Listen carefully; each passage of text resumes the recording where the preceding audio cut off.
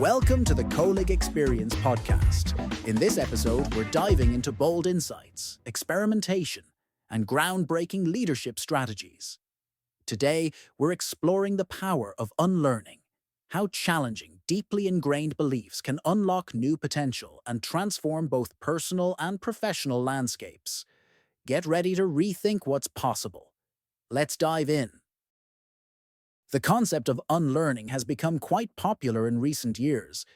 Today, we can find plenty of material dealing with unlearning around habit change and mental agility.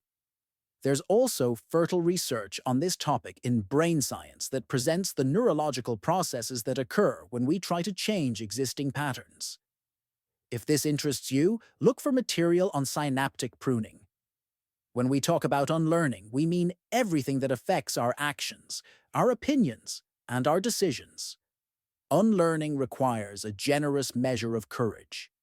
The reason for this is that our tendency is to identify with our perceptions, opinions, and actions. To identify in the sense that they become part of our identity. If we see our beliefs or actions as part of our identity components, then giving them up would be giving up on who we are. And that's not something that comes easily to us. For people who are able to make this separation between perceptions and actions and who they really are, it will be much easier to unlearn, since the cost of giving up will be much more reasonable and bearable for them. Another reason for our difficulty in parting with our attachments is paradoxical. The world is changing rapidly. This change requires us to adapt ourselves and naturally to be trained in unlearning, but the pace of change works on us in exactly the opposite direction. The lack of stability arouses anxiety about change, and our response to it is to retreat into the familiar and routine. By the way, our narrow perspective makes it somewhat difficult for us to be aware of unlearning processes, but if we broaden our view to societies, we can easily see how over time there's a constant process where accepted and entrenched perceptions are abandoned in favor of alternatives that grow in their place. Walter Williams, a Welsh cultural researcher who lived in the 20th century, argued that the role of culture is to be the catalyst for society's unlearning processes, and therefore its central role in human development. It's interesting to think about the parallel of culture in the personal context. Within the framework of this discussion, we'll refer to three meanings of the cancellation action. The UN of unlearning. An internal attitude of humility and curiosity, challenging fundamental beliefs, and treating knowledge as a filter. We're surrounded by people from whom we can learn a great deal. We can learn from them in the sense of knowledge that will pass from their heads to ours, and we can observe them and see how they do things and try to imitate them. Imitation is considered an action that's not very valued, the opposite of originality. This is an assumption that deserves unlearning, because we actually can't really develop without imitating others.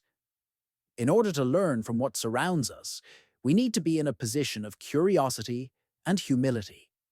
Curiosity means truly wanting to listen and understand what the other side has to say. To release the automatic judgment we have when we listen to others' opinions, not to reduce them to frameworks we've already fixed on them in advance, and to assume that maybe we have something to learn from them. Curiosity is authentic interest in what people around us think and feel, not because that's how we should behave, but because that's what matters to us. Because we really want to. This will happen if we don't put ourselves at the center all the time. If our ego shrinks itself a bit and gives room for more people to enter our space of interest. This leads us to humility. To learn something new, we need to suspend our ego, set it aside, and for one moment be beginners. Those who don't know, who need others to learn from them. This is an interesting point because there's an inverse relationship between how much we declare this position and how difficult it really is for us to be in it. We know how to say that we have no problem learning from everyone, and that we're not the smartest person in the room.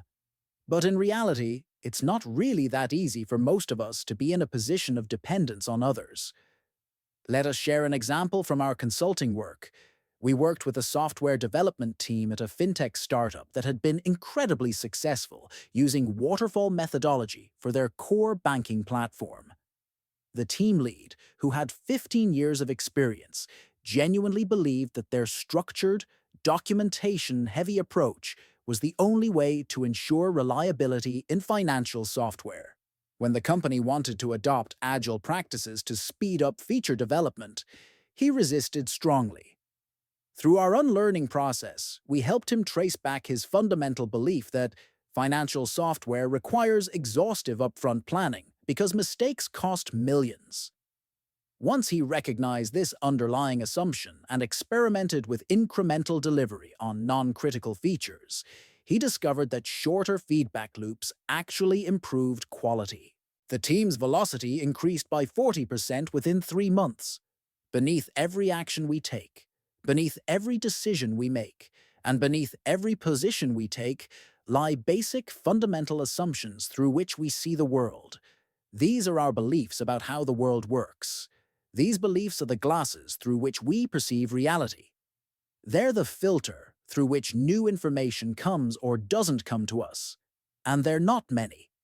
If we investigate ourselves deeply enough, we'll discover that at the base of our position, there's a very limited number of such fundamental perceptions on which our perception of reality is based, and they're what dictate a significant part of the decisions we make. Let's give an example. Say there's a manager who opposes working from home. Why? Because he doesn't think it's effective. Why? Because he thinks employees will engage in things unrelated to work more than they do when they're in the office. Why? Because their desire or interest is to invest more in personal matters at the expense of work. Why? Because his employees are generally freeloaders who would prefer their personal benefit over that of the organization. Why? Because that's how people are. It's part of human nature. In other words, ultimately, the decision about working from home stems from, among other things, a basic belief about the nature of human beings. This is just one possibility, of course.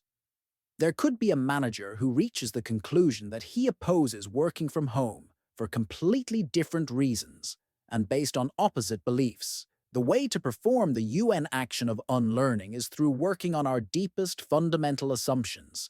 The more we deepen the question of why we do what we do and why we think what we think, and the more we clarify for ourselves what our fundamental beliefs about reality are, the better we can understand what motivates us. The more we succeed in somewhat undermining these fundamental beliefs, whether by adopting different beliefs or by changing the weight given to each such belief, the more we might discover that something changes in the way we operate in the world.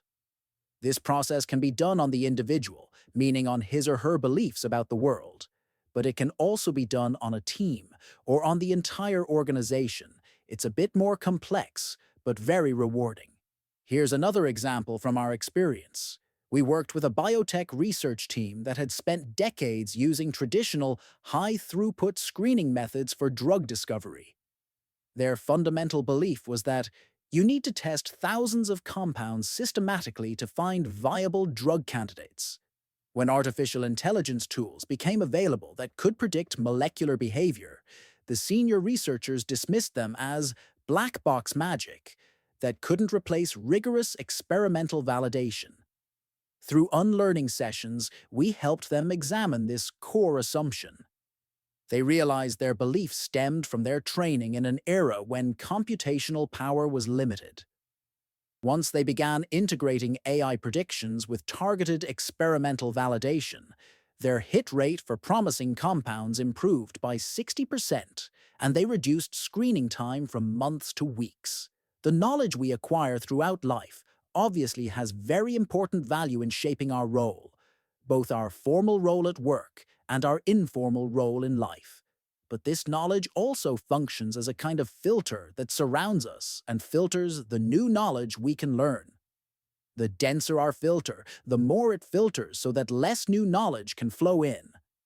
Think about the air conditioner filter at home. It's important. It filters materials in the air that we don't want to come inside. But over time, it accumulates dust that blocks the flow of air to the air conditioner until it impairs the air conditioner's operation itself. To avoid such a situation, we need to clean the filter sometimes. Some of us do this. Some of us wait for a malfunction in the air conditioner and then remember to do what should have been done earlier. Unlearning is asking what knowledge and experience we've accumulated might prevent us from seeing and absorbing information. It's the periodic action of cleaning the air conditioner, which is important. What knowledge hides from us what we don't see that we need to learn? What knowledge do we need to part with, meaning even though it still serves us? What problems do we need to learn to solve in a new way, even if the old way still works? The pace of changes in reality as humanity enters the second quarter of the 21st century is such that the ability to part with opinions, perceptions, and actions we hold on to is an essential feature. To perfect this feature, we suggest developing curiosity and humility toward the opinions and perceptions of those around us, challenging and questioning our fundamental beliefs, and framing our knowledge as a filter that might prevent us from accessing new knowledge. This is not a simple action, and involves constant reflective work, self-honesty, and great courage. Usually we join courses, training, or coaching to learn something new, something we don't know. At CoLeague, we hope that no less than the learning experience, participants will also experience significant unlearning.